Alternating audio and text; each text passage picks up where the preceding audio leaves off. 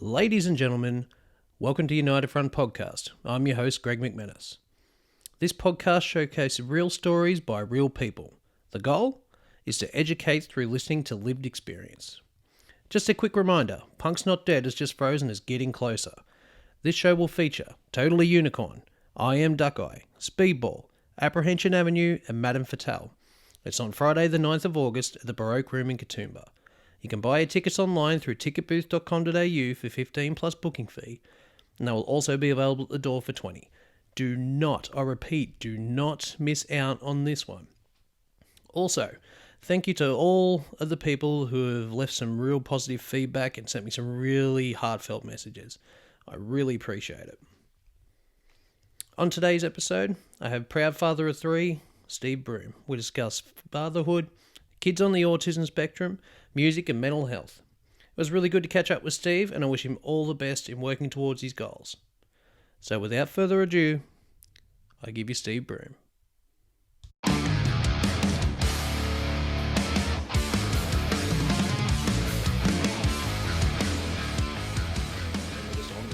like that, started. All right, Steve, nice. welcome, man. Greg, Thanks for thank coming. Tell us a bit about yourself, man.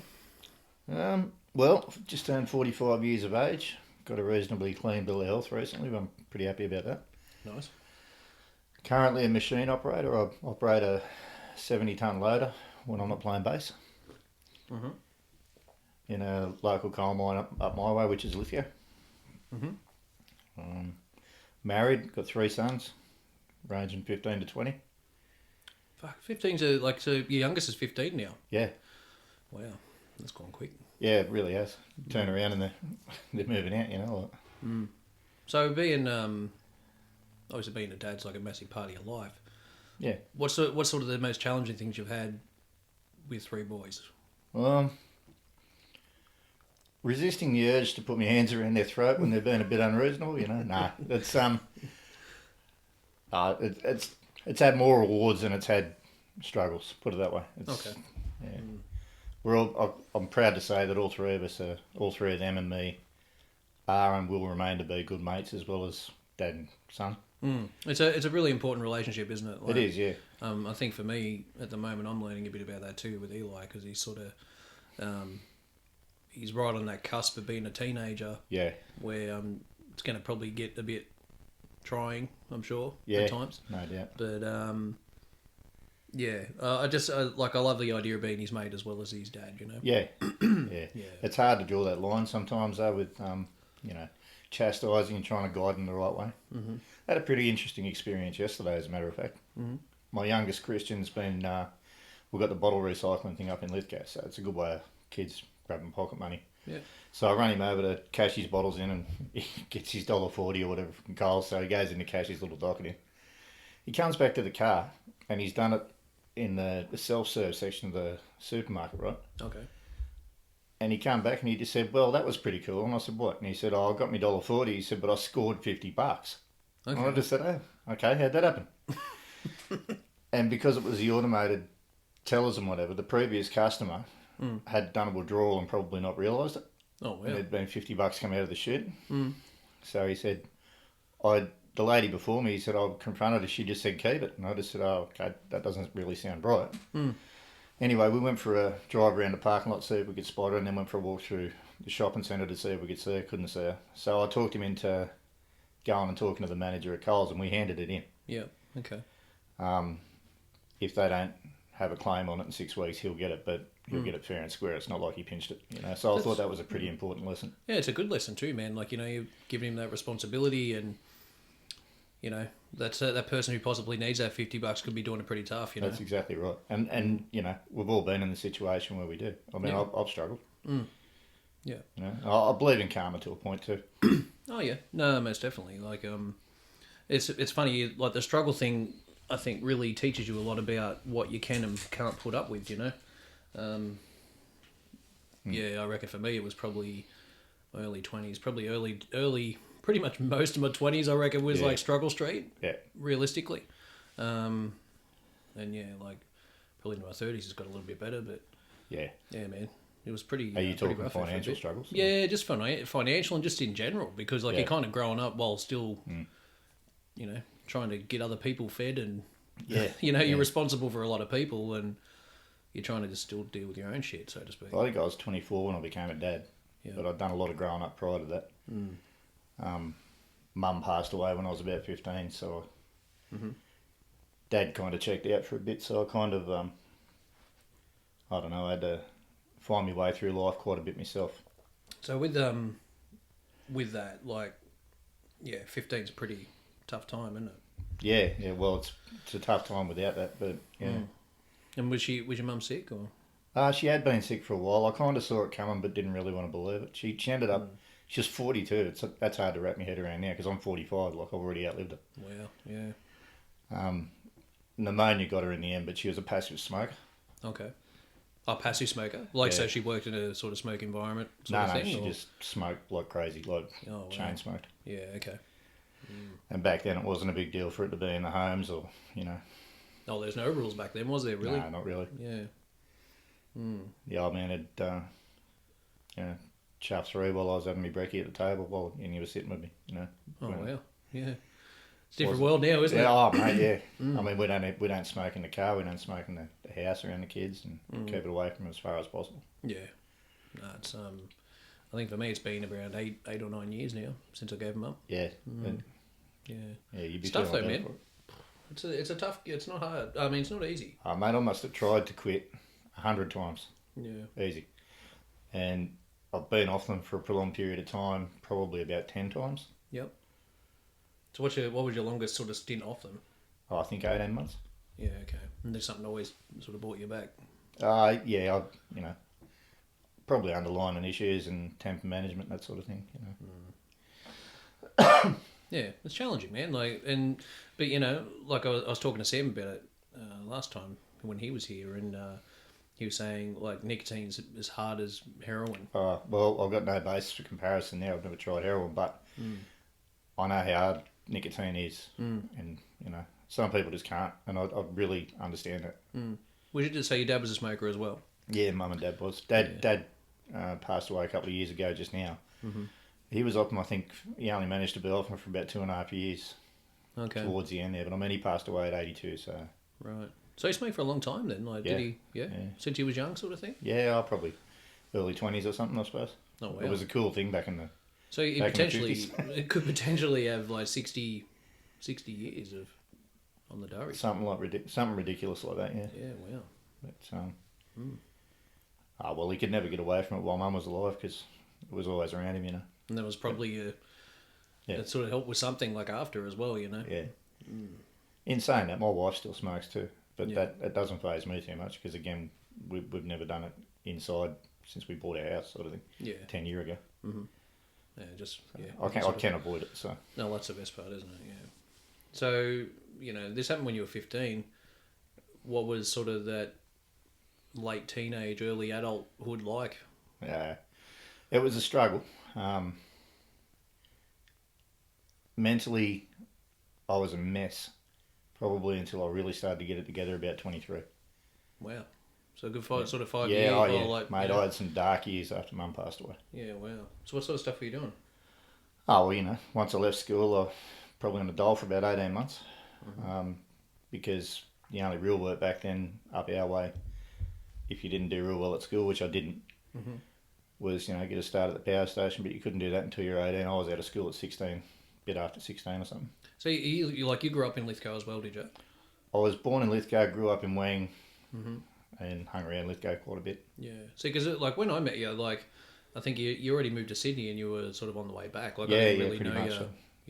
prior well, to everything that. blew up would have been about 94. I had a break up with a girlfriend and I had no job prospects and I had to register my car. So I had a cousin living down in Greystones, just near Blacktown there. So I hit him up for his lounge for a couple of weeks, get some casual work to register my car. Yep. And that was all I intended to do. And then, of course, I made some friends and the money kept on coming in because there was plenty of job options. It's a massive comparison between the two areas, isn't there? Oh, yeah. Yeah. That was one thing for me as well. I had to sort of move on from here. I'd done year 12 and stuff at school, but I wasn't anything... No. I didn't class I didn't class myself as anything special, or anything like that. But Yeah. didn't really excel, man. Like I just sort of went because That was I what you had, had I to had to do. get it done. Yeah. So, but once I moved here, I just took a plunge and just applied for a job for me. Yep. And I just landed it, and I moved. I moved to Springwood initially, and Michelle stayed at home. I was just coming back and forth Yeah. weekends. I did that for about a month and a half. Yeah, well, I think when I first met you were doing community service sort of work in terms of youth centres and things like that, weren't Yeah, you? so that was a really interesting time, man. Like, because I left. This is after year 12 and stuff, and I went. Fuck, what was I doing? I was just having like some real sort of average jobs. So, like I'd done a bit of time at the Lithgow Valley Springs, Yeah, which I'm sure bottle you're border part of process as ones. well. Yeah, I was on the delivery side of it. Yeah, so like I was stacking pallets for 8 hours a day. I was working at the local pizza place as well, delivering pizza. And then I had this other little thing I was doing at the youth centre, which was just like it's hard to even describe what the role was. It was kind of like just like I just said coordinator or... yeah, I suppose, like, so a bit of a coordinator in a youth centre, and it was a nice little. I was $100 a week. They'll pay me for that. So. Yeah, right. At the time, it I was pretty cool. didn't even realise you were being paid. I thought it was Yeah, voluntary. like I was voluntary for a long time, and then I had the opportunity to have like a paid job there as well. That was at Axe, was it? Yeah, so it was ACTS. I think it was I can't remember what it stood for off the top of my head. Yeah, I don't now, know. Len's still got a hat. My wife still Yeah. has a hat because she was involved in it as well. But like the lady I work with there, Debbie, like I still see her from time to time. Like she works in probation and parole Yep. now, and yeah, she's great, man. I still got a lot of time for her. Yeah. But yeah, that was a pretty interesting stint. I did that for a little while. Yeah. And a lot of people that I met there, I still talk to today, like Yeah. including yourself, and yeah, there's a handful of people. And my wife. Yeah, your wife as well, obviously. And but yeah, there's still like Aaron Marcelino, and his wife Zoe. Like, Aaron Grocott. yeah, Big G. Yeah, so there's a few people. Yeah. Yeah, it was an interesting time though, man. But yeah, I suppose for you, like, how old were you then? Like in your mid-20s? Yeah, it was... I was probably 24, 25. So what made you you had the Sydney thing sort of happening? I suppose we're sort of jumping all over here a little bit, but No, if we take it back a bit. So you've been in Sydney now for a month or two. Things are starting to roll. Work's sort of rolling and all that sort of stuff. A lot of drinking, a lot of working, a lot of going and seeing live bands. The live scene was pretty hot back then. I'm a massive metalhead, as you know. Yep. And I was pretty keen. I'd been in a couple of bands locally before I moved down there. I was pretty keen to get in a metal band and do a few things. And I was in a few over the years while I was down there. So yeah, that was it. But over the years, different warehousing jobs and things like that. Yeah. But then I suppose what made you decide to want to move back out west again? Well, we were robbed actually, but we're jumping ahead again. But I was still living in Sydney and had a pretty active band going at the time. My sister introduced me to my wife. Yeah. Okay. At the time, my wife was fairly young, and she had not long lost her mum from cancer. Yep. So there was kind of an immediate, I understand how she felt because of how young I was when I lost my mum. An understanding, yeah. Yeah. So, obviously she was in a pretty dark place herself, and I kind of, she knew that I understood, and I wasn't just, saying, there, it'll be all right, but I don't really get it. I got it. You could truly relate, yeah. Yeah, so that was a connection there, and, it was a match made in heaven. We're still going strong. It's good, man. Yeah. And then we moved into a house together down there, a couple of houses over time down there, and then we come up to visit Len's dad to Lithgow on Father's Day weekend. And while we were up there, our place had been robbed. Yeah, okay. Not long after we were married, so that kind of did her for the place. She wanted to move home. So what's it like? I've never been robbed. I've been very lucky. Touch wood. Yeah, that never happens. But it's what goes on with that? Like, what's the? Well, it's a lousy experience, obviously. And plus we'd just been married, so back then at the time, DVD player was pretty top notch sort of stuff. It was brand new. DVD player. Yeah. Yeah. No one had heard of Blu-ray. I think we had one mobile phone between us. It was a brick sort of thing. Yeah, okay. It was a while ago. Yeah. But yeah, it was a really lousy feeling. And no one's... More that someone had been through your belongings. I mean, they stole really weird stuff. I lost a couple of guitars and stuff, but they stole stuff out of the cupboard like jars of baby food. Yeah, wow. So it could have been Could have been potentially junkies or babies or whatever. Yeah, that's right. It could have been anyone, couldn't it? That's really random. And you don't know what's been messed with and what hasn't. You're not going to use anything or touch anything type of thing. And yeah. It's feel icky, I guess. Yeah. So then you've decided, like, Lane's decided. Yeah, well, she decided, but I mean, as I mentioned, Dad died a couple of years ago, and this was, quite a few years ago we decided to move back home. We'd been home for a few years, but as it turns out, I was there to care for my dad, and Len was there to care for his, both of which have passed on now. Yeah. So it was a good thing. Like, you got that. It was something we would have missed out on otherwise. Yeah, you got the time with them, which is good. Yeah, okay. And it's not, there's worse places than Lithgow to put your kids through school too. No, that's right. I grew up there. Yeah. Did I turn out all right? Maybe. Same, mate, same. Maybe. Yeah. It's what you make it. There's bad elements everywhere, I think, but... No, that's right, mate. But when you look at it, I don't think I could do the whole kids through Sydney. I think it'd be harder. It'd be definitely harder, a lot more challenging. Yeah, I'd be a lot more worried than what I was than what I was in the place that I was familiar. Yeah. See, we're quite lucky with Eli. Like, he's 10 minutes from here. Yeah. But they've just got like real small classrooms, and it's like a real sort of tight knit community. Yeah. And I think Lithgow's the same. Like the high school there's a lot more kids that go to the high school up there, but it's still a pretty tight knit community. Like, it's not not as competitive, and just a whole status sort of rubbish. And, yeah, that's right. Not that, I mean, my kids could come up the same way as me. The thing in a town like Lithgow, as you know, most people are into sports and that sort of thing. Yeah. I never was. I was the kid sitting on the sideline writing lines out and whatever. But my kids are more into music, and the youngest fella's he's doing the musicals. He's done quite a number of them in the school. Got involved that way. Yeah. And yeah, he's doing really well. But the middle fella is, for those that don't know, autistic, and mid-range autistic. And so he's always been in the special ed program. So he's kind of been sheltered all the way through school, and hasn't got the main sort of bullying that perhaps the younger fella has. Mm-hmm. How do you find how he's going with school and stuff? Like, he's Caleb, because he's what, 18 now? Yeah, he's getting towards into year 12. It's hard to wrap your head around. It really is. Okay, for him, what sort of what stuff is there or support for him as an adult, like outside of you guys? What can he sort of do? Through the school, currently, I couldn't ask for a better sort of a deal. Like, they've really looked after him. I think the world of him, and whatever else. This last, I think, 18 months or something, he's been doing work placement at Access Industries up there, and that's been really good for him, as well as doing some basic cleaning sort of work at McDonald's and serving the food to the people at the old folks' home and stuff. Yeah, okay. So he's got a fair bit going on. He's keeping himself busy and... Yeah. Well, as you'd understand, like, his struggles are more social, know. Yeah. But he's actually developing quite a good work ethic before he wasn't really interested. It's really interesting to watch. Yeah, okay. It would be. Like, because I suppose you've got that...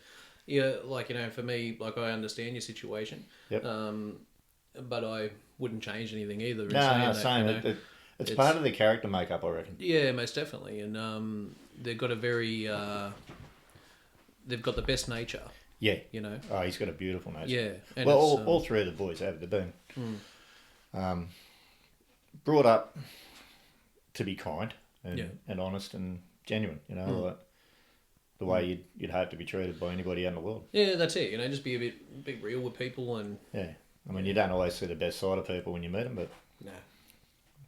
I think it's a lot of their actions, a lot of other people that you meet, their actions are oftentimes a direct reflection of how you treat them as well. That's right. And if people are genuinely nasty, I think it's something that they probably need to look at themselves, like at their own stuff. But yeah, like, I think with Caleb, it's such a good thing. Like, I've got to see him grow up as well. And like, he's such a good kid, Yeah. And he's just into what he's into, and that's how he rolls. Yeah, and he's a redhead, so he's as stubborn as well as a Taurus, if you believe in that sort of thing. Mm. So he's just stubborn as, but he's easy going too. But if he doesn't agree with you, you'll know about it. Okay. Which is, he wasn't always that way because of the autism. He was always very, very shy, as I'm sure you remember. Yeah. Now, if he doesn't agree, you'll know. Mm. And yeah, I've heard him give it to you on the phone. He does too. Yeah, so. There's no filter there. Well deserved, most likely. Oh, yeah. Yeah. Yeah, we bring out the best and worst in him. Yeah. No, that's good. So it's good that they've got, he's got options and all that sort of stuff to transition, I suppose, into adult life without trying to sound like a. No. I understand what you mean completely. If you had asked me 4 years ago, I saw, not that I wanted to, but I saw a pension coming, and him not. These days, I got ideas of him getting a license. Like it's great. Yeah, sky's the limit, mate. Yeah, it really is. It's just, I think it's one of those things where you just they still surprise you constantly daily of what they can do. I had a real good thing happen yesterday where I took Eli the Supernova Comic-Con thing. Yep. Now, admittedly, it's not really my scene a lot. Like, there was a lot of stuff. I have no idea what was going on, but there were some awesome costumes. But the thing is, you made the effort and you went. You took it. Yeah, most definitely. And it was all about SMG4. I'm like, okay, yeah, SMG4. No idea who that is. So it's a YouTube channel that has over 3 million subscribers now. Like, it's a bit of a... it's moving on. It's not up there, but it's doing something. Bigger than mine. And that's right. I'm going to probably do a YouTube channel for this, and I'm going to probably be the only subscriber for a while. I'll subscribe, mate. Yeah. Two of us. So we went there yesterday, and they had a Q&A. So we stand at the back of the room, and we're just watching it all go down. And I whispered in his ear, do you want me to? I'll ask a question for you if you like, mate. Yep. Like, you got anything you want to ask him? He's like, no. I'm just happy to watch, So he's a bit of a... He just likes to view it and watch it all go down. And then they said at the end that they'll be at their booth in a half an hour or so, or an hour, and they'll do photos and that sort of stuff. Yep. And he's like, I want a photo before we go home. I'm like, all right, no worries, mate. So we done a bit of a lap, had a look around. I saw a lot of old school stuff. Like these Transformer toys and stuff that were... They wanted $200 for them. Yeah, but they were big when you were a kid, right? Yeah, like, remember the original Optimus Prime? I do. Yeah. $200, man. Yeah. Yeah, it was pretty loose. But not going to happen, but cool to see. Yeah, it was good to look at. It took me back. And we went and met them at the booth half an hour later, and I thought, okay, just in myself, I'm just like, all right, I'm going to have to, probably give him an introduction. Yeah, and that sort of stuff. And he's waiting in a bit of a line, and I just nudged him forward, and he just walked up, shook their hands, and just started talking. They're like, oh, how long you been a fan for? He's like, 2014. I first started watching the video. My favourite video is this. They're like, do you want a photo? He's like, yeah, sure thing. Like, Eli's not a photo guy. Like, I tried to get him to do a photo for anything. He's just like, nah. Yeah. But he got a photo of these guys yesterday, and he was just really outgoing and confident. It was just this whole complete other side. Yeah, it's a whole 180 of what you were expecting. I had no idea what was going to happen. And it just made me go like, oh shit, maybe get back in your box, Dad. Like, you just got to... Keep up, just let him do his thing. Yep. And it's just one of those things, I suppose. You got we've had similar experiences with Caleb, but the wife and the 3 sons, not so much me, but mad wrestling fans. There's a secret spot in there, I reckon, for you, Steve. Mate, it's back with the junkyard dog and rowdy piper days. I kind of grew out of it at 11, but I've met a lot of them actually, because we went to WWE shows and the big arena thing, but the missus has got this thing where she susses out when they're coming into town, and we'll stalk them out a bit at the airport. And do the airport run? Yeah, it's happened a few times. Yeah, wow. But we've been lucky enough to have met a few of them. Mm-hmm. Some of them, 20 hours on a plane, don't want to know about it, but some of them are pretty cool too, Kids have had photos with them. Yeah, and sweet. We've had some really good experiences, actually. Yeah. Okay. So what's some of the ones he's met? Is there any that sort of stick out? Yeah, John Cena, Rey Mysterio. Did you really see John Cena? Oh, I didn't. No, they were really cool. And, Daniel Bryan was really cool as well. Yeah, okay. So they take a bit of time and hang out with security tries to ask you away, but a lot of the times they go, "No, we're fine. It's all good." Because cool. I never asked for myself. This isn't about me, but would you mind meeting my sons and maybe giving them an autograph or something, taking a photo? Yeah, and they're more than happy enough to. Yeah, it's a lot great. of the time. So how does Caleb go in that scenario? When there was one time where there was actually a shopping centre appearance of Rey Mysterio. It was the first time we met him. Okay.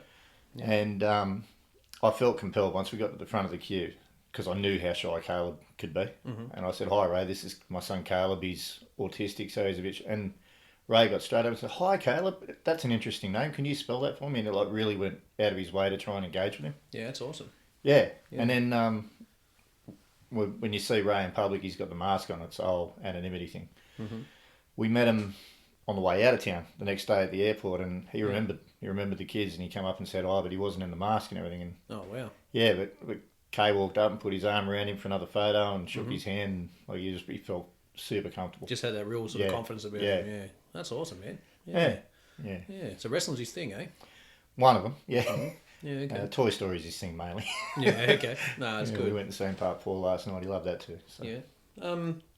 So with your oldest boy Jordan, he's into wrestling a fair bit too, isn't he? So yeah, a lot actually. Yeah. So what's he doing with it now? He's been to a couple of tryouts with one of the. I feel terrible, but I can't think of the name of them. They're a Sydney-based company, and he's gone pretty well. He hasn't got in, but he's been fully encouraged, and he's on a first name basis with a lot of the guys and girls that work there. Right. So he wrestling is that's the goal. That's a goal, yeah. I mean, his day and night job obviously is the 7-Eleven where he works. He's been there for a couple of years, going really well. Yep, he's enjoying that. But he loves his footy, he loves his sport, has an opinion on everything. Typical Manly supporter. Manly. I know, right? I'm an Eels fan. Imagine living in my house. Yeah, it'd get a bit ugly, I reckon. Yeah. But yeah, he's I mean, they're all big. They're all growing into big boys. They're all bigger than me now. Okay. So for Jordan, what's involved with training to be a wrestler? Is he starting to hit the gym and stuff now? Yeah, essentially getting fit. The other thing the guys have done over the last few years, we got him involved with a local fella up in Lithgow named Paul Trash. He has, it's MMA. Yep. And he's got his own classes and stuff like that. And all the jiu-jitsu and all that sort of stuff. I think so, yeah. I don't really understand it myself. I just know that my boys can handle themselves now, which is really cool. But Paul's been a really good positive figure for him as well. And again with Caleb, he went and watched the first couple of times. Didn't really get involved. Paul didn't push him, but he was made welcome. And they've been going for years now. They're all Caleb's mates, and he works out with them all the time and does arm bars and all kinds of stuff. So. Yeah, wow. They say though the jiu-jitsu stuff is really good for mental clarity, and because it's kind of like a chess game of Well, like the katas and stuff like that. Yeah, and just the whole thing, someone's trying to choke you, so you can't really think of anything else other than not dying. So it just gives you that sort of clarity where you can just shut off everything, and it's all about different moves. And I've got a couple of mates that do it, and they just really talk it up a lot. Yeah, I should understand a lot more about it than what I do, given how involved the boys are in it. But I trust that they're getting a lot out of it, Yeah, I'm sure they are, yeah. I'd like to try it, but I'm just probably... too lazy, like me. Yeah. And time poor. I am time poor at the moment, but, you just got to make time. Yeah, that's right. I think that's the reality of it. They've got a few different schools around here, but I just... I haven't really explored it a lot. It's still just in there. Paul has a dad and a brother this side of Katoomba somewhere that have classes as well. Oh, okay. Yeah, right. It could be something to look at. Yeah, yeah. I could hook you up if I could put you onto a name if you wanted to look for it. Yeah, okay. So your youngest bloke, Christian, my mini-me. He is you, he walks like you, it's insane how much he is like you. It gives me a picture of what you were like as a young teenager, I think. I shake my head in disbelief. I was like, man, I regret walking around the way that you are. Is that what I was like? Oh, mate. He's oozing character. He's got every move that I never had. He's got, for a young bloke, I've been lucky enough to sort of hang out with him a bit and see what he's about. And I admire his confidence of what his self-confidence is a really good thing. Especially with how many times people over the years have tried to hammer it down. Yeah, and he just fuck you guys, I'm doing what I want. Yeah. And I think it's a really good quality. But just We kind of encourage that. he'll just message you directly if he wants to know something.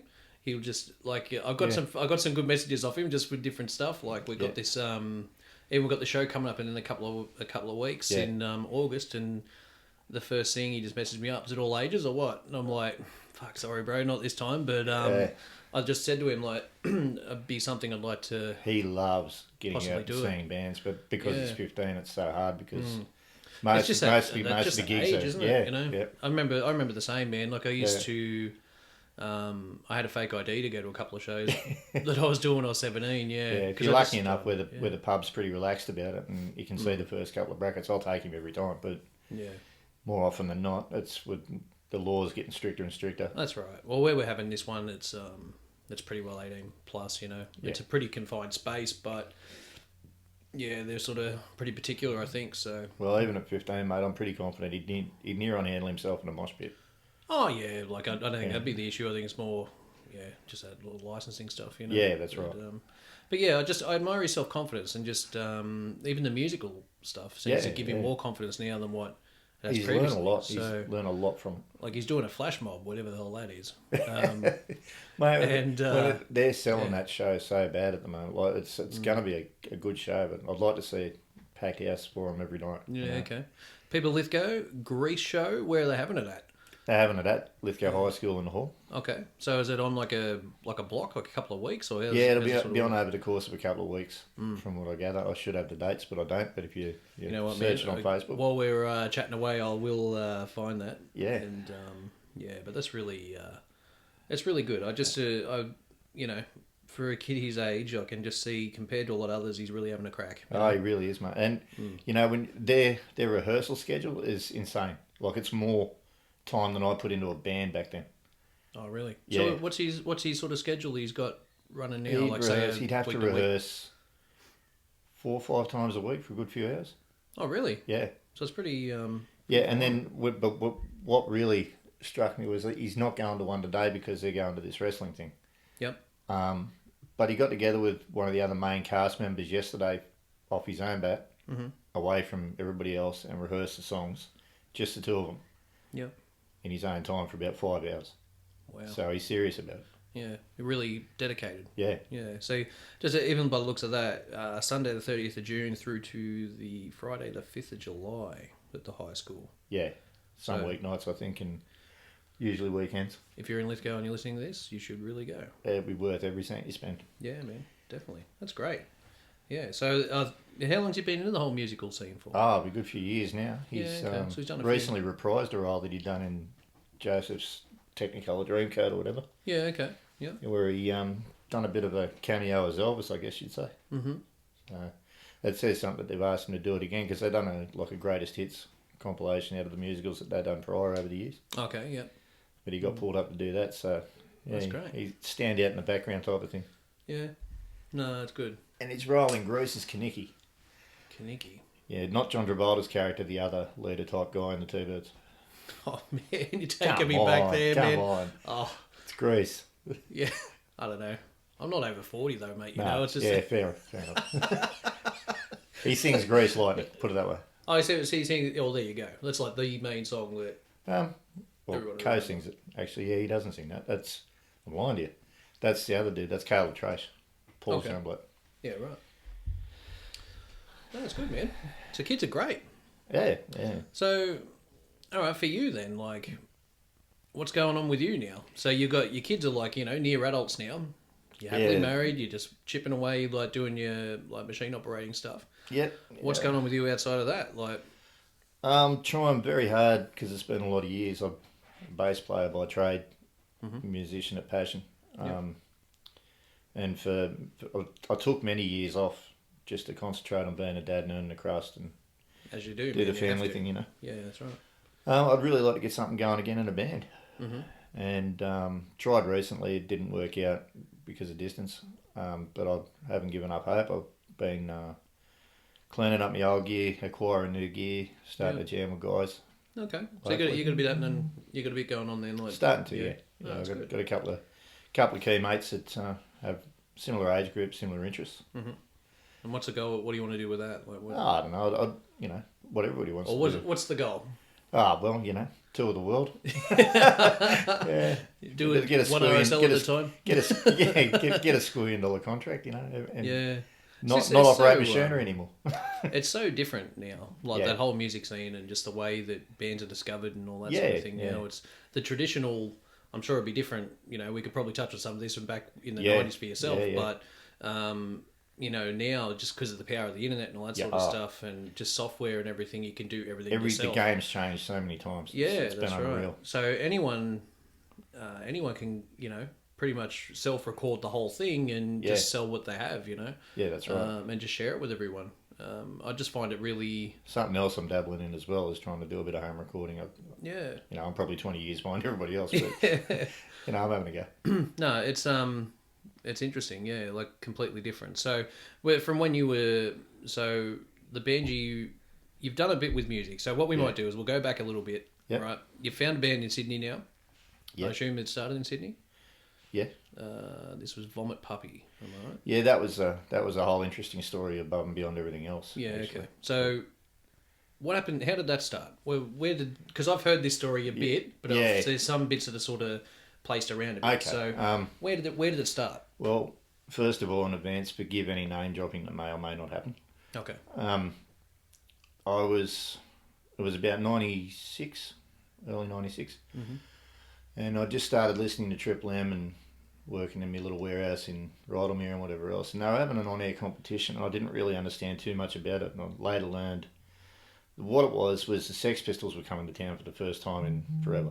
Yeah. Like I think I can actually remember that tour. Like I was probably too young to go. Well, I didn't realise at the time, but the Pistols were actually formed on an on-air competition originally, I think. Oh right, okay. So anyway, Triple M wanted to do a similar thing. The prize being, because they were presenting the Pistols at Salinas. Yep. The prize being that the band that they formed would get a support slot with the Pistols. So the band that they formed. Yeah, Vomit Puppy was the band that Triple M formed. Right. So here I am, just for here we are didn't now. know. You didn't realise. So to me, like I thought it was just you guys knew each other and you were jamming and all the mate, your we're typical complete strangers. scenario. Complete strangers. How the hell did that happen? Okay. Well, over the course of a week or so, they picked one night and they interviewed. They auditioned just over the phone. Auditioned vocalists. For example, our singer back then, Lee, won his spot singing a little solo piece through the handpiece of his touch-tone phone back then. So they're pretty. So if I can get this right, you've got Triple M auditioning a full band via the phone, member by member. Right. So firstly, like you knew of this tour or whatever. You're in Rydalmere and doing your job or whatever. Yeah. And then did you hear a few members Well, were you the first one? And well, the night that I realised what was going on was actually the night that they were auditioning bass players, and I thought, I was between bands actually. I'd just disbanded the one that I was in, and I thought, why not? This would be fun. Well, man, this is really is the most interesting way to form a band. I was actually at a mate's place having tea over in Borkham Hills, and I thought, I'm going to ring up about this and just see what's going on. I rang him up and he said, "Have you got your bass?" And I just went, "No, I can rip home to Blacktown and get it." He said, "Call us back when you do. Yep. Get someone to hold the phone in front of your amp or whatever, and play us a bit and see how you go." Yeah, well, okay. So you've got the bass and. Well, I said to me, mate, I said, "This could be fun." We jumped in the car and ripped back to my place in Blacktown, turned on me PV and tuned me bass up, got on the phone and called them back. He held the phone in front of the speaker. Yeah. And they said, "Are you ready to go?" And I just said, "Yeah." They said, "What are you going to do?" And I just said, I don't know, I'll play again a Rage Against the Machine song. So I played Bomb Track by Rage Against the Machine, all the bass parts. Yep. Done a pretty good job, obviously, because the following night they made the decision, based against me and the other 8 or 10 players, that... So they auditioned quite a number of people on the phone. Apparently my little riff was the most impressive to them. Right, there you go. So, and then they just, like day after day, they just went through new sort of Drummers role. one day, guitarist another. And a vocalist as well. Yeah, and the following day they'd made a decision. This was on the Rubber Room evening. So the Rubber Room, Oh, that was a show on. Yeah, Ratso Kennedy and Was It the Rock Dog, who I was lucky enough to meet before he passed away. And, Holy shit, man. Yeah. So, yeah, okay, so... And they'd also had other people coming through the studio at the time. They had to come up with a name as well. Butch Vig, the drummer from Garbage, actually came up with Vomit Puppy, based on the fact that it was going to be a pistol support and presumably punk. So, the dude, like the guy from Geffen, like Butch Vig, the producer of Nevermind. Butch Yeah, same guy. Oh, wow. I had no idea when I met him. Did you say you got to meet him as well? Yeah, he came through. And Yeah, wow. because after they lined it up, but before the Pistols gig, we were rehearsing in the Triple M studios. They gave us a room out the back and yeah, right. that sort of thing. It was all. So, what's that like? You get a phone call, just the whole thing was a spin, mate. Like, yeah. it was just wow. So what's going on? How did that all happen? Well, we all rocked up on the given night that they told us to come in, and we rehearsed I think 2 or 3 times prior to the gig. We were pretty crap at the gigs. We hadn't known each other that long, but we're all pretty talented, so we strung it together. Yep. You know, a couple of original numbers and Killing in the Name of. And so when did you find out that you were supporting the Sex Pistols? Oh, well, when I won the competition. Just after I auditioned, I realised what it was about. Like, it was Triple M forming a band was all I knew. Mm-hmm. And I thought, okay. And we dead set thought we were going to be the next Silverchair, but it never panned out that way. So, okay, so you come together, you've done a few rehearsals. Yep. The Sex Pistol gig comes up, you do that. Yep. So where's it go from there? Does anything happen after that, or was there talk of doing more stuff? Well, I got into the name was out there. It was on national radio, so it was a no-brainer for me because I was trying to make sort of a break in a band at the time myself. I was taking myself pretty seriously. So like national radio at that time was it's a big deal, isn't it? Yeah. Yeah. Okay. Or national rock radio, mate. You know, like Triple M, the biggest. Oh, they're still around today, man. Yeah. So we done the gig, the original lineup. The guitarist was pretty young and pretty inexperienced, so it's funny actually. I got home after the Sex Pistols gig to a mate's place that I was sharing at Blacktown there, and I met a guy that night that I'd never met before, and he ended up he's sitting there. He's pretty hammered. It was the wrong end of the night, and he's playing this old Fender copy guitar I still have. It had like 4 strings on it, out of tune, no amp, and shot. Yep. So I rocked in. I had a Yamaha guitar that I borrowed off a mate with the rest of my gear, and I said, "You look like you're going all right on that, mate." And I said, "You want me to plug in? You have a go on something that's halfway all right with a full set of strings on it." Sort of thing. Yeah. Anyway, he said, "Yeah, that'll be all right." Plugged him up, and he ripped some stuff out that blew me away. Mad Satriani fan, also a mad John Lennon fan, and a mad Led Zeppelin fan. So also like a true sort of musician. Yeah, really. mate, this guy was insanely good. Anyway, didn't even occur to me, didn't think anything of it, and I woke up the next morning, I thought maybe we could bring him in for the other guy. To help out the other guy, you know, be a good lead player, and no intentions of getting rid of the other dude, just like, I'm a metal fan, so 2 guitars is better than 1. Oh, so you only had 1 guitar in the original band? Yeah, okay. And anyway, long story short, it all gelled. A few months later, we started playing Manly Youth Centre and band comps and stuff over there. Got second out of 18 finalists or something. And okay.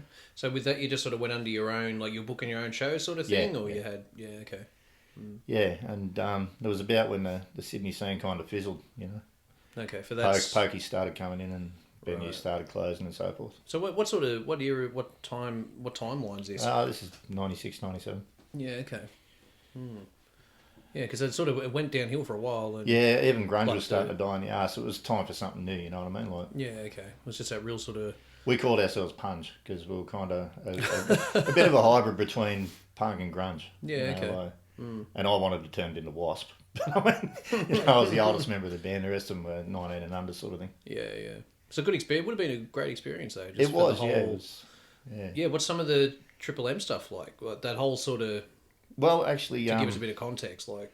Well, they had a party a couple of weeks after that. It was only a small involvement in Triple M, really, apart from them forming us. Yeah. But a couple of weeks later, after the Pistol gig, they asked us to play this thing called... They had this Triple M Freak Ball in Darling Harbour that Jelly Bean Jam played. And it was just a big party, really. I've heard of that name, Jelly Bean Jam, before. Yeah, they've been around Sydney forever. Yeah, okay. You know, Video Killed the Radio, so all kinds of the classic covers and stage get up and whatever. And anyway, we played that. That was a great time. Don't think I've ever been so drunk since. Yeah, weren't paid, but might as well have been with the amount of booze we drank. Yeah. And it was a great party, and that's probably about where it ended for Triple M. Apart from we'd ring them up and they'd plug a gig that we were doing and that sort of thing. Okay. Yeah. Because I suppose it's different back then too. Like you can't really promote yourself that much. You got to get everything was pole posters and drum media. Like the internet was starting, but it was early days. Yeah, very early days. Yeah. Okay. So now you've gone to that point now where it's sort of the Triple M involvement stopped. You guys just sort of stopped gigging, or what happened there? We tried carrying internal it on. stuff, or we tried carrying it on. But original bands back then, you get a door deal, you're lucky to get 15 or 20 people through. Right. You weren't even covering expenses. So it's actually costing you money to go. Yeah, and play. yeah. I mean, we won some recording time with that band comp I mentioned. Yep. We added some to it. We were fortunate enough that our producer who worked at the recording studio saw something and he invested a couple of grand, and that's how we got the CD released. Oh, nice. Okay. Yeah. So with that now, like, have you thought of possibly putting that? Is there an option maybe putting that on Apple Music or Spotify or something like that? Well, there possibly is. I haven't really looked into it to be 100%. Like, really, it probably wouldn't take the you that long to do it. The band's dead and gone. It's a long time over. But I think you just need to do it just to give. I'd like to get together for a reunion gig, but to be honest, there's a bit of bad blood between members. So. Yeah, no, even just to release it, and it'd be good for your kids to sort of. I'm sure they've heard it, but yeah, I don't know. I don't know whether I'd probably come across a bit egotistically in saying that it was ahead of our time, but I listened to it. And back then, I thought it was crap. I really did. Yeah. But now that I listen to it these days with a maturity, and I've played it for some younger guys such as yourself and Sammy Williams and and it stands on its own. Like it's all right. It had its time and its it had its time, but it wasn't real well received when it came out. But I listen to it now with a bit of pride. Yeah, I didn't say much back then. Dude, that's such a trip because I've never known the story. I thought like you guys actually just knew each other and you got together and all the rest of it. We were formed, mate. A radio formed band. Yeah. Wow. Yeah, this was all before Aussie Idol and all that. Yeah, okay. Yeah. I think it was the start of all that shit about when reality TV started coming out. And yeah, okay. Yeah. Well, that's a trip, man. Yeah. And, back to mental health, I mean, feeling as though I failed with that. It was... So, yeah, well, that's probably something to think about. So, if you look at it now, you're riding a fairly sort of decent wave of success there, and you're really loving it. With show business, with my experience with show business, you're very, very lucky if you get money. Yeah, okay. And a lot of it's smoke and mirrors, and it's, it costs to hold up said smoke and mirrors. Yeah, okay. So, where does that put you? Like how old are we at this time, roughly? 20, 21. 20 something, yeah. So it was a few years before you sort of moved back to Lithgow. Yeah. But Lithgow was a few years later. Yeah. So where does that sort of, like, you say mental health, but like where does that put you after that? Like you've ridden that whole thing. Yeah, it's really honestly, positive. And no, it's sort of... it wasn't all positive. That's the thing. No. It should have been. But I wasn't very positive. I mean, those were the years that I was telling you that I was in that dark place. Yeah. Okay. So, if something appeared to be good happening to me, you'd question it straight up. I'd be sure something really bad was coming after it. Oh right, okay. Too good to be. Yeah, too good to just deserve waiting it. I for the map to suppose. be ripped out from under you. Yeah. Wow. Okay. So it was hard to love what I was doing. I loved what I was doing, but I hated how hard it was, and I hated the fact that we weren't having success. Yeah, and I suppose it's just a bit in the back of your mind as well about it failing in some way, shape or form. Yeah. Yeah, but it was an experience. That I can look back on it now as a positive experience. I learned a lot. And these days, I take myself far less seriously than what I did back then. Yeah. As a musician, I know that I've still got a certain amount of talent. As out of shape and out of practice as I am. Yep. I'm sure that I can do something good musically, and I intend to.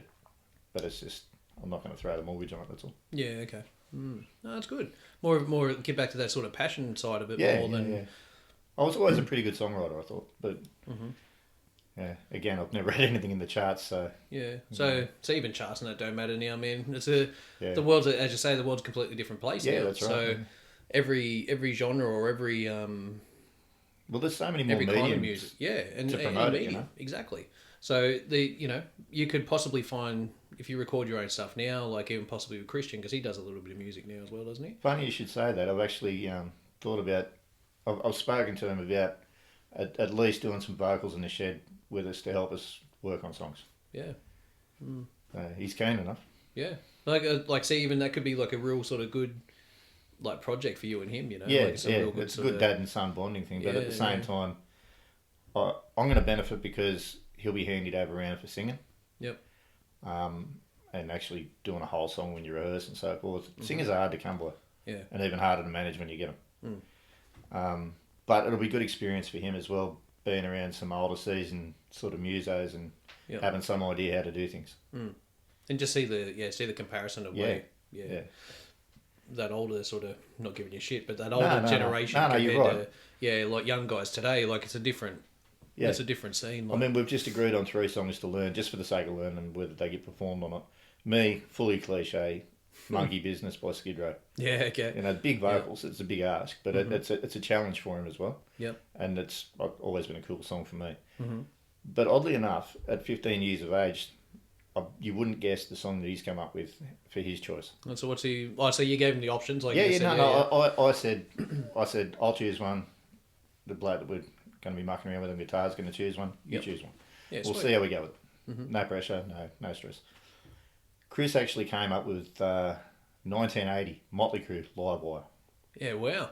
Okay. Not a choice you'd expect from a 15-year-old kid. No, although you've influenced a fair. He's absorbed a lot of the stuff that we love, But he's recently watched The Dirt. I don't know how many times he's turned into a mad Motley Crue fan. That's a like awesome biopic thing.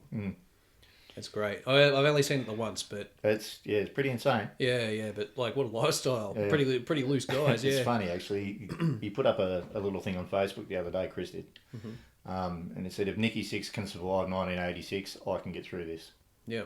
And I thought, it's a pretty good philosophy to have. Yeah, it is, because he was a loose unit. He was one loose guy. Yeah, it's a good way of looking at things, I think. So, after this, another thing, you got to help me with a festival that I ran recently. So... what did you? I asked Sam the same question, but there was a lot involved with that, and it was just stupid because we had no idea what we were doing. So it was. What did you get out of it for you? Like for you as a person, what did that do for you? Not unlike yourself, physically, I got a lot of stress out of it. Yeah. Not a bad thing. I learnt so much. Okay. I couldn't even put it into words, and I can't thank you enough for letting me be involved in that either. That was really great. That's good. My pleasure, man. Yeah. That was mine as well. Mentally, it done a hell of a lot for me. It really did. I felt like I was doing something for the community, for the youth. And my oldest bloke, as you're aware, had an instance a couple of years ago where he was pretty down and out and had a stupid moment in the bathtub with a razor, and which frightened the shit out of me. Yeah. Couldn't even begin to comprehend how that affects you, Well, I'll put it this way. For one basic comparison, I recently worked as a semi-driver, truck and dog. About 12 months ago, I was going down Mount Ousley, missed a gear with no brakes. And now, if you don't know... That was dead set, a near-death experience. So Mount Ousley, just for context, is... the big hill going down into Wollongong. Yeah, so... Isn't there, like, there's another one, it's a Bulli Pass as well? It's it's similar not the really stupid old one, the new one, but it's... But still... Lucky enough to do it in a rest bay, and I managed to land the truck. But that's the second most terrifying experience I've ever had in my entire life. The first one was lifting my son out of the bathtub. Yeah. Wow. Gives us some context, doesn't it? Yeah. It's, and it's hard for young people today. There's a lot more challenges than when we were young. Yeah. And, our parents, I'm sure, say the same thing when we were young, And then you got the negative context of social media and stuff. It's a beast all on its own, mate. They can't switch off. They can't escape it. It's not like you're getting picked on for 8 hours a day at school and you go home and it's over. Because it just keeps going. Yeah. And the thing is, like, you want to be part of it because it's what everyone does, but if that shit's still there, like, it just keeps coming. yeah, man, like, you know, for a lot of young kids today, I just feel, I feel bad for them, like, because it'd be fucking challenging. I honestly don't know how I'd go as a 15-year-old now, because, like, Yeah, I don't think I'd cope as well as I did. You've got to get a real thick skin, man, you know, if you... Well, I mean, you probably come up the same way I did in terms of it was a hard and a fuck up type of attitude. Yeah. A lot of shit weren't talked about between mates and stuff. No. It's a lot different now. Even for older guys like us, like we've learnt. I've learnt. My wife's literally smacked me in the back of the head. I don't know how many times over the years and said, "Talk to me. Yeah. Say what's on your mind, etc., etc." I had it programmed into my head 15 to 25 where I was weak if I did. Yeah. I was even weaker if I broke down in front of someone. You know, and that's how you end up going down that dark path. That's right, yeah. Or it's a contributing factor. Yeah. It is important to sort of get stuff off your chest and just really it doesn't have to be a professional sort of setting either. It could just be having a beer, or it can be just you know, wandering around, like sport, even doing sport, like talking with your team and stuff. Or well, this initiative Walk and Talk's brilliant. Yeah, and they've done a lot of good stuff with that. And like Shannon Nevin now, like he's hitting a fair bit of New South Wales with that now. Yeah. Like I think there's even going to be one like Upper Mountains are starting one now. Probably, yeah. Yeah. So I've lost track of it. It's getting that big. So yeah, and like I think he's done the full thing. Like he set it up as a full national thing. I'm sure you feel the same way. Fully hats off to him. But yeah, like it needed to be done, man. Yeah. And it's a good starting point for that initial thing to sort yourself out. You know. Yeah. Be okay about it too. You know. I think the biggest thing about it is removing how awkward it can feel. Yeah. So, like, part of this podcast, the reason it's around is because I feel that together as a human, there's a human connection between everyone, right? Mm-hmm. And we can all collaborate and learn and work together. So, for you potentially telling your story today, someone could listen to that who is a dad and possibly going through some pretty ordinary sort of stuff and go, oh, fuck, you know, if this dude can do it, I can too. Yeah. And I think, like, it's, you know, learn through other people's experience even as an option. Share stories, you know? Yeah, well, I've always had the philosophy, particularly, and I think mental health, growing up and figuring out how to be in the world, I think it's the same thing as my philosophy with parenting. I see it the same way. You never always get it right. No. You know, I learn more from tripping over than what I do from walking in a straight line. Mm-hmm. If that makes any sense whatsoever. It makes sense to me. You know. No, it does. Like, it's got to, like, you know, the situation or whatever's going to come up in front of you, and you won't always have the right solution. No, but like you learn from the result and better it for next time. You know, that's exactly right. And you know, I think it's important as dads and stuff now that we need to be strong and be open for our kids as well. Yeah, 100%. You know, so then lead by example. Yeah, that's the way I look at it. Yeah. And I'm, you know, in the way that Len and I have raised our boys, constantly, like even when I didn't talk about things myself, I've always encouraged them to. Yeah. You know, you can always come to it. Doesn't matter how bad it is. There's no need to lie about things. You know, be honest. If you're feeling shit, come and say it. Yeah. Get it off your chest. So how's the young bloke now since all this stuff Jordan. went? Yeah, how's it gone for him since? A lot better. It's been a long road. He got involved with resilience to a point, as you know. Mm-hmm. That was good for him. He started going to Headspace up in Bathurst for a while there. Mm-hmm. I think he still takes an antidepressant. Yep. But he's levelled out. Not long after it all happened, he got his job at the 7-Eleven. Yep. He's got a good boss and a good work environment. Mm-hmm. And got something good to focus on now. Yeah. And of course he's into his wrestling tryouts and stuff. Loves his footy. Got a good group of friends. Mm-hmm. And most recently he's got himself a really nice girl. Yeah. Okay. So things are looking pretty good for him. No, that's good. So he doesn't live at home anymore either, does he? No, he moved out a few months ago. We bought a house that was designed for 3 small kids. Yeah. But yeah, it was that just moving out and paying his own bills and stuff. I think has helped him mature quite a bit as well. It's responsibility, man. Yeah. You know, and independence, and He loves it too. Like he loves having his own space and. yeah, I'm sure, man. Yeah. So how's Mum deal with the? Oh, she found it hard cutting the apron strings, but Yeah. she done a lot better than I thought she was gonna. Yeah. Okay. But they're like an old bloody married couple, like, and it's a testimony to, I think, to her parenting. Yep. With him. Probably mine as well, but he messages her frequently on Messenger about wrestling stuff, and they're mates as well, you know, like. Yeah. Actually talk about stuff and just general. Yeah. Oh, I had a shit day. The boss was a bit of a jerk or whatever, and she'll know about it. Yeah. You know, he doesn't pick up the phone and tell me. Yeah. It's that open dialogue stuff. Yeah, Yeah, it's really positive, man. Yeah. Yeah. So no, that's good. You know, like the that whole festival time was really good. I think for everyone. Oh, it was it was medicine for me, man. It really was. I took a lot away from it. To say nothing. I mean, we had a good friendship before that anyway. Yeah. But it's really built on my friendship. I made some new friends. Got to know a couple of friends that I had that was involved a lot more than what I had. Yeah, we got to know each other a fair bit. I think just we because there was a lot of spent a Trials lot of and time. tribulations. Yeah, and just spending time together and dealing with high pressure situations. yeah, there's a lot of that sort of shit. So, like at the moment, I've just found out now that we did apply for a grant, which we didn't get, but that is okay. I've accepted that. Yeah.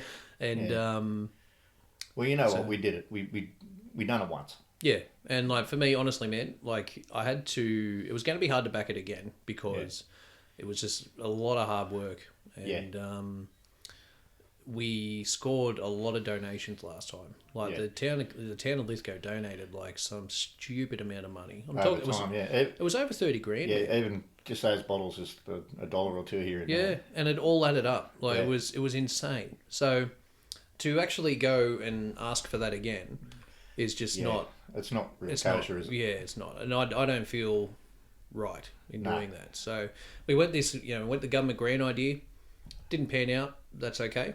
Actually, that's still embargo information, so I may have to I may have to hold off on announcing that. But I'm releasing this maybe. But I suppose the only other thing, if there's any investors out there in the internet, if you're keen, come and find me. It's a great ticket to get on. But I look at it I look at it in the way, like I said to Sam, where like I had a lot to do, which was fair enough. But and I tried to offload as much as I could to you guys as well.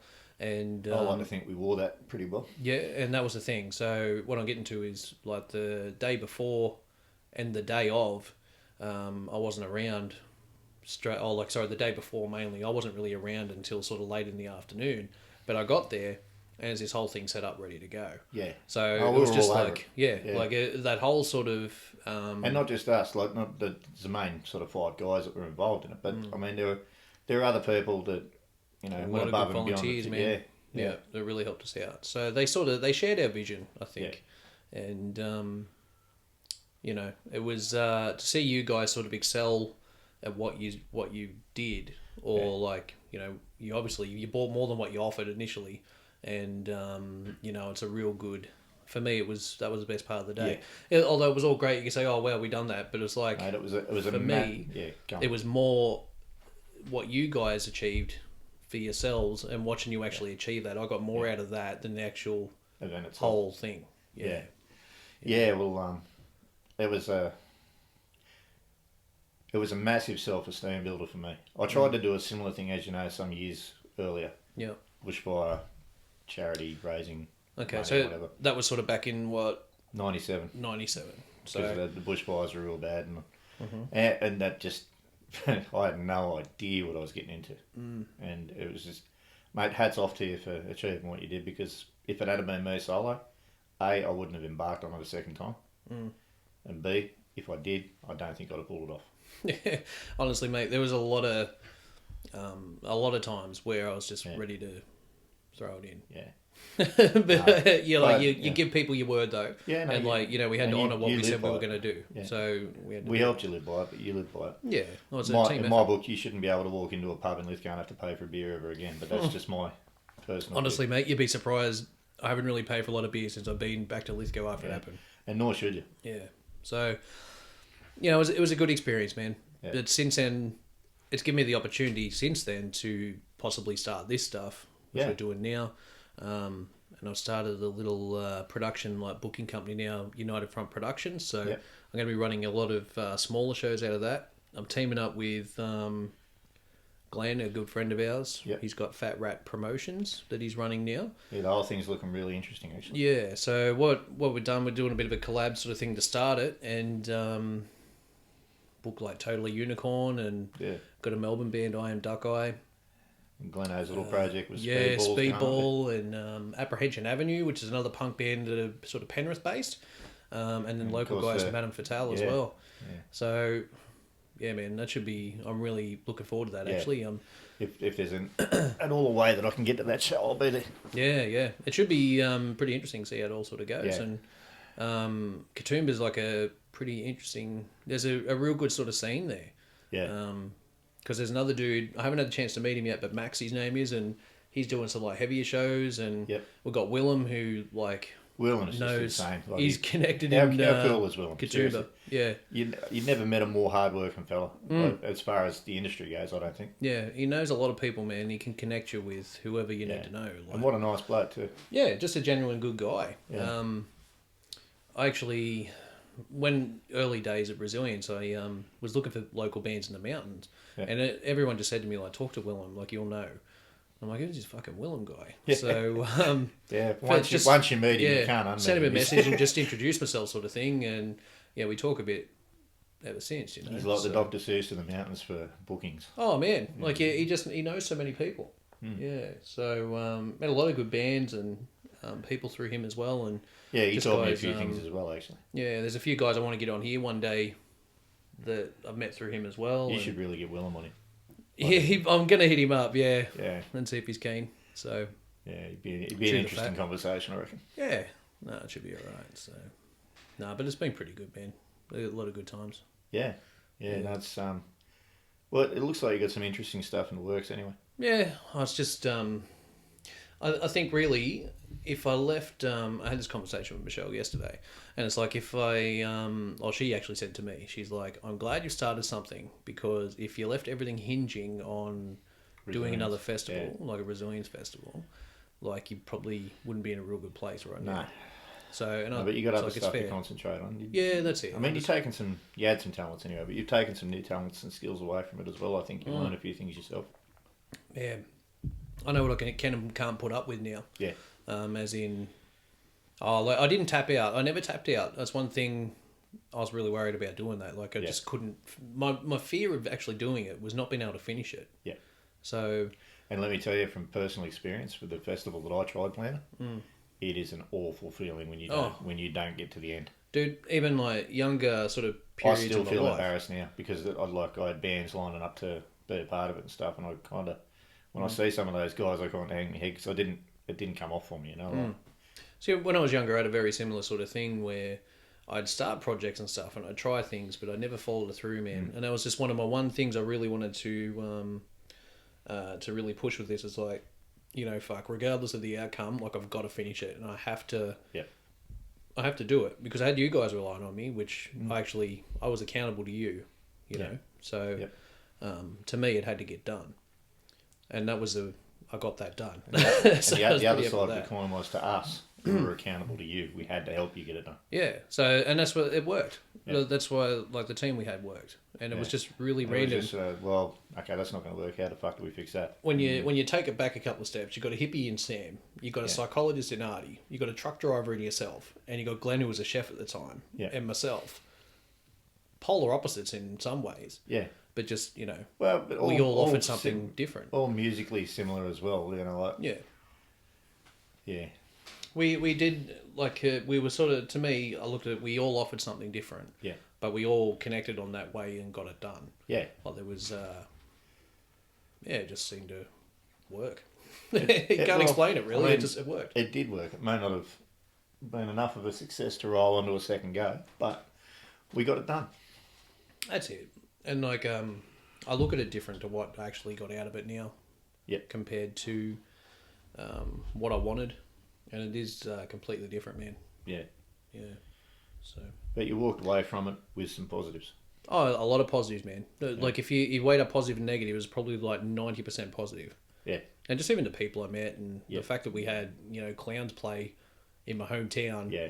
And I That's was going to be pretty a loose cool, man. idiot for 40 minutes. I was happy with that. It Yeah. made my day. So. Yeah. Redbird would have been great too. I was busy, as you know, organising the other stage, so I didn't get a chance to catch them. But they're really good guys. They've actually, the intro and outro music of this podcast is from them. oh, okay. Yeah, Yeah. they've Well, I'll let be me use their stuff. pretty keen to have a listen to the whole thing anyway. Yeah, but yeah. All right, dude. Well, I think we might even leave it there. We've gone over an hour, Wow. just like Okay. that. So, have you got anything you want to plug or anything like that? You got anything coming up? You want to maybe Only talk? the Young Blokes Grease performance is coming up. Yeah. So we had the 30th of June through to the 5th, I believe. Lithgow High School. You can get tickets through. Shit, man, should have been on top of this, eh? What do we got? Trybooking.com. TRY booking.com. Grease a musical. Yeah. So it's really good, man. Like it's I'm glad that Christian's really doing that. Yeah, like it's awesome. As a muso, I'd like to plug and reinforce to everybody: get out and support your local venues. Go and see your local bands. Mm-hmm. And yeah, it's bums through the door and on chairs is what keeps it happening. And people don't show up to gigs stop happening. Yeah, that's it, man. Yeah. So, All right, especially my mates at Fat Rat and United Front. I've got to keep them going, don't we? Yeah. Keep that sort of. Hopefully, keep that. When's that gig coming up? What's that? Yeah. So my one's the 9th of August. It's Friday night. Yep. Co-hosting with Fat Rat Promotions. Where is it? Come on. It is in the Baroque Room in Katoomba. Tickets are online now, $15 through ticketbooth.com.au or Nab 'em. $20 at the door. And Totally Unicorn, I Am Duck Eye, Speedball, Apprehension Avenue, I just forgot the lineup, and Madame Fatale. And they're all bitching. And I'm a little bit concerned about damage on the venue. So. Yeah, well, for a punter's point of view, that's a good thing. Get up there. Get in, get loose. Yeah. All right. Thanks, dude. Thanks, really, you. really appreciate your time. And yours, brother. All right. Always, take it easy. Always a pleasure.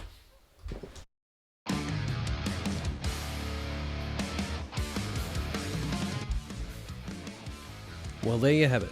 Thanks for checking out this episode. And again, just a quick reminder, Punk's Not Dead is Just Frozen is getting so much closer now. This show will feature Totally Unicorn, Melbourne's I Am Duck Eye, Sydney Speedball, Apprehension Avenue and Madame Fatale. It's on Friday the 9th of August at the Baroque Room in Katoomba. Buy your tickets online now through ticketbooth.com.au for 15 plus booking fee, and they'll also be available at the door for 20. I repeat, do not miss out on this one. It is going to be crazy, man. Loosest show the Blue Mountains have seen in a long time. And again, thank you so much for the positive messages. I really love that people are taking the time to listen to this. It really means a lot. So, for today, that's really it, guys. So, until next time,